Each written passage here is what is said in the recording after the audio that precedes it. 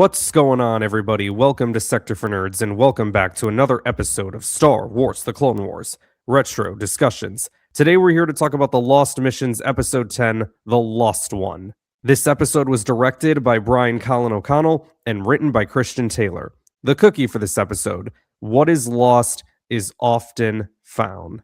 Now, before we begin, you guys, make sure to like this video and subscribe to the channel and share this video with others to help support the channel. And be sure to click that hype button as well. Make sure you guys are checking out each and every episode of the new podcast we got up here on the channel. Me and my co-host DJ are having an incredible time talking about a whole mess of different movies. Well, so far at the time of this recording, it's just been Star Wars movies, but that is going to change soon enough. Okay, you guys, so we're going to get into this episode here today. Intro guy, let the people know what's going down. A long-awaited truth. A distress signal has been received at the Jedi Temple, and Master Plo Koon has been dispatched to investigate its origin. The signal is from a ship thought to be lost, and was last known to be in possession of a Jedi Master who was killed long ago. Thank you, intro guy. For those that have been watching my videos on the Clone Wars Season 6, know that I haven't been too fond of this season so far. Been some ups, a lot of downs, in my opinion. And I remember just like, especially at the time, man, it's like hard after Season 5, like you know, no more Ahsoka, no more Maul, no more Ventress, all these characters that I'm like, where are all these people going? I need them back. I just couldn't find myself out of that groove back in the day. You know what I'm saying? It's like as I'm watching through each of these arcs, it's like, oh my gosh. But this arc right here, you guys, was the only arc in this season that was able to get me out of that funk because I was so excited for the story that they were about to tell. This arc right here is one of my favorite arcs in the entire show. A top 10 arc for sure. I love these last 4 episodes of the season. Especially here, the start of this story investigating the death of Sifo Dyas. Something I was always curious about, something that, like, you know, we hear about Master Sifo Dyas in Attack of the Clones, but like there's so much that's like I want to know more. There's a lot of intrigue there about like, okay, what really went down? Well, the start of this episode is Plo Koon and the Wolf Pack investigating a crashed shuttle, which of course it's Plo Koon, and of course it's the Wolf Pack. Dave just couldn't help himself. Plo finds a lightsaber in the shuttle and he's like, I want this area clear. We are taking everything back to Coruscant. And he turns on the saber. Sifo Dyas had a blue lightsaber. Cool. They figure out, like, yeah, that was the ship of Sifo Dyas, and they start recapping, you know, the mission that Obi-Wan went on in Attack of the Clones to get us to this point. My investigation of the bounty hunter Jango Fett led to Camino. The Kaminoans recounted that it was Jedi Master Sifo Dyas who ordered the production of a clone army. Without the consent of the Council or the Senate, he did this. Prior to the blockade of Naboo, Sifo Dyas sat on this council until we judged his ideas to be too extreme. This whole episode, again, it's just like the Jedi investigating his death, so they go to Jocasta Nu first. Master Sifo Dyas died on Felucia. In the 5th quarter, a small skirmish broke out between the native Felucians.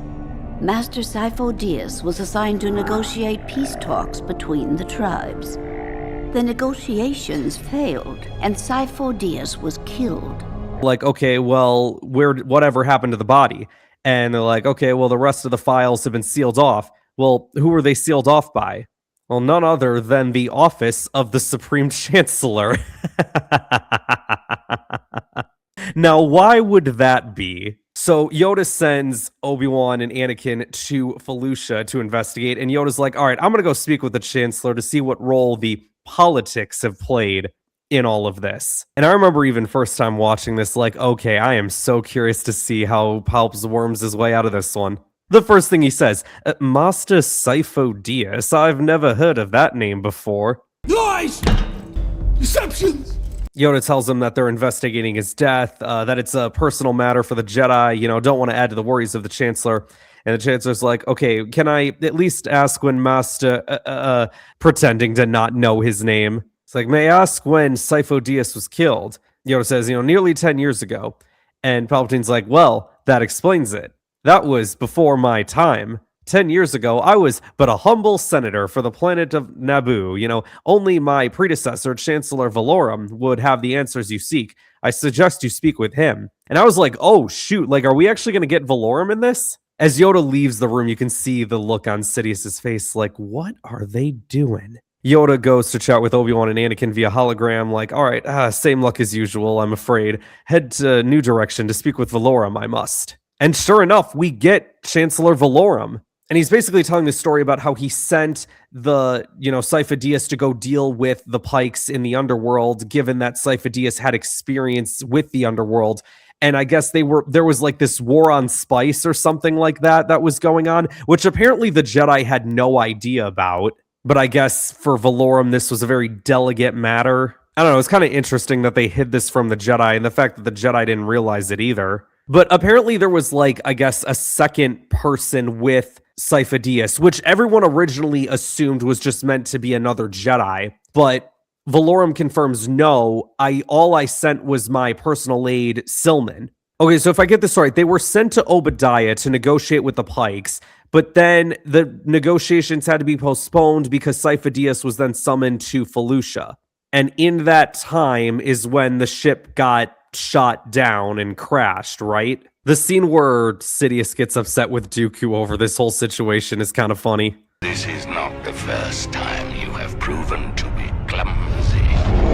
Lord Tyranus, you know the price of failure. Man, that's how you know Sidious means business right now. So Obi-Wan and Anakin go to Obadiah to confront the Pikes. After a couple drinks, Anakin force pulls a necklace that was supposed to be of the Chancellor's personal aide, Silman. And the Pike leader has been kind of playing games with them the whole time, right? Like, okay, so the Pikes don't understand. Are you looking for the Jedi looking for another Jedi, or are you looking for somebody else? It's like, okay, you're finally putting the pieces together. Good job. Man you're looking for is here. And the Pike leader explains, the Pikes wanted to get above some of the other crime families. They wanted to gain an advantage over them. So alliances were formed, and one was with a man named Tyranus, who we all know to be Count Dooku. So the Pikes were paid to shoot down Sifo Dyas' ship, but the Pikes were smart, right? Like, they knew, okay, if someone is paying to have a Jedi shot down, they themselves are going to be a threat. When the Pikes investigated the crash, they found Sifo Dyas dead, but they found another with him, and he was alive. And of course, we know that to be Silman at this point. The Pikes turned over Sifo Dyas to Tyranus, but the Pikes never told Tyranus about Silman. So now, we're in a situation where, now the Pikes can bargain with the Jedi. We give you Silman, you forget about the Pikes' treachery against the Jedi. I'll say this, that dude, he had all his bases covered. Well, mostly. I thought he gave him a fair deal. And I don't think the Pikes were necessarily looking for a fight with the Jedi, right? Like, you hear earlier on when Anakin takes the guy's necklace, he says, we have no quarrel with the Jedi, as they all raise their blasters at the Jedi. Like, no, it's okay. We don't have any quarrel with them. All good. And I mean, I think obviously the Pikes are a bit afraid of the Jedi, right? Because I think at any point, if the Jedi wanted to, they could go after the Pikes, and it probably wouldn't be good for them. So then, they go to talk with Silman, who is still alive and has also gone insane. He sits there like, do you have any food? Do you have any food at all? A supply bar. Delicious. Anakin's like, all right, we're going to have a bit of a problem here. As Tyranus shows up on Obadiah. And the Pike guards that are at the docks confront Dooku and are like, you're no longer welcome here. Dooku just throws them off the cliff. The way, though, that this next scene is shot is pretty good, because it's like, you hear Silman, and he's talking about how the Pikes aren't the reason for all of this. They're showing shots of Dooku walking toward the cell, and Anakin's like, who is responsible? And they cut to him again. It's just like, I thought that was nicely done. It's like they're really just putting it out there, right? For those who don't understand it at this point, like, hey, it's him. He's the reason. Who's responsible? It's this guy. Someone that wanted to be Sifo Dyas, according to Silman. And then all of a sudden, Silman gets force choked, and the Jedi, like idiots, just stand there and let it happen, and don't turn around to look and see who it is. Because...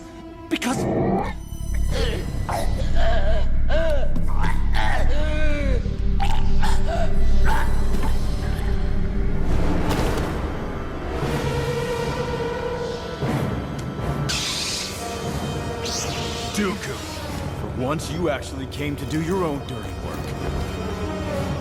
Sometimes things are just that important. But what we get here is a really good saber battle between Obi-Wan and Anakin versus Dooku. Now, I know what everybody's thinking. Ugh, we're doing Anakin versus Dooku again? I got excited for this, and I'm going to tell you why. Because remember what happened the last time that Anakin and Dooku confronted each other?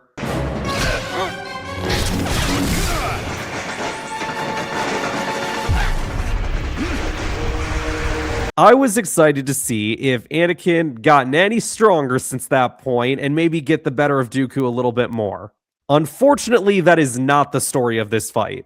But the story of this fight, though, is pretty good nonetheless. Not only does Dooku put Obi-Wan on the offensive, which is probably Obi-Wan's biggest weakness. He's always been a defensive guy. But not only that, he puts Anakin on the defensive. You know, they say, play your strengths, hide your weaknesses.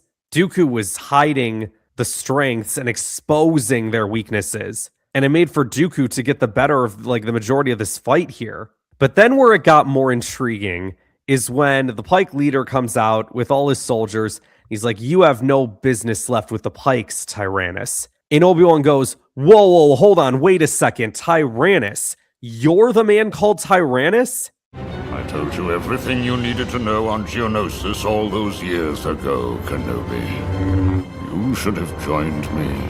Sifo Dyas understood. He saw the future. That is why he helped me.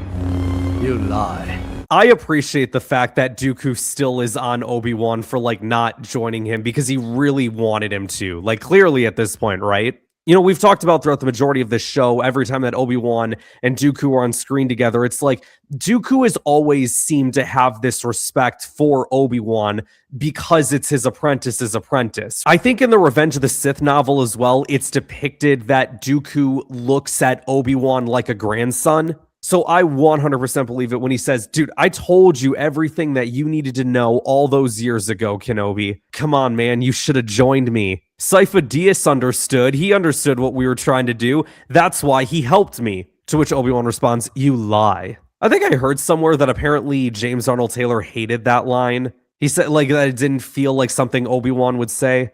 I don't know. I thought it was fine. But then the Pikes open fire on Tyranus. I'm like, all right, here we go. Let's get him. And Obi-Wan and Anakin do this crazy spin force move or whatever. But unfortunately, Dooku gets out of the way of it and then ends up taking out the Pikes. And then Dooku walks over to the Pike leader and stabs him. And then it's like, oh no, Dooku's getting away. And Obi-Wan looks at Anakin and he goes, I'll give you a push. And I'm like, oh, yes. All the other fans were like, no. And I was sitting there like, yes, no, I'm all here for this, actually. Believe it or not, this is one of the things I'm actually excited about. I know people got sick of the Anakin and Dooku stuff. And believe me, I joke around about it too, right? Oh my gosh, Anakin and Dooku again. But it's just I do think that their story, their feud throughout the Clone Wars was actually really well told. In all honesty, I think really my only criticism, it's just we didn't see Dooku squaring up against other Jedi. It was just every time that Dooku had a fight, the majority of the time it was with Anakin Skywalker. And it's not they even fought for that long after Anakin went after him. It's he got one or two clashes in on him, but then Dooku ends up jumping away and he ends up cutting part of the ship that they're on, so then Anakin goes flying and there wasn't much else to it. And then it's okay, well now the Jedi know that their enemy created an army for them. What do they do with that information? They decide to cover it up so that not anyone, not even the Chancellor, may know about this. And Anakin looked a little disappointed. Nice little tease there, right? And Yoda's response was basically the clones, they've saved my life and yours many times before. We must believe in them. This whole thing is a game set up by the Dark Lord of the Sith, and for now we must play his game. Okay. I understand the idea of wanting to cover this up because I think to Mace's point, if this was known, public confidence in the war effort would completely dwindle. So I understand why they felt the need to cover this up. What I don't understand is how the Jedi didn't look at that and go, okay, interesting. So Dooku created this army. But wait a second, didn't we just have a couple of episodes, not that long ago, where Fives was telling the Jedi, hey, they're planting these chips inside our heads that like make them do whatever someone wants us to do. How did they not piece the two together?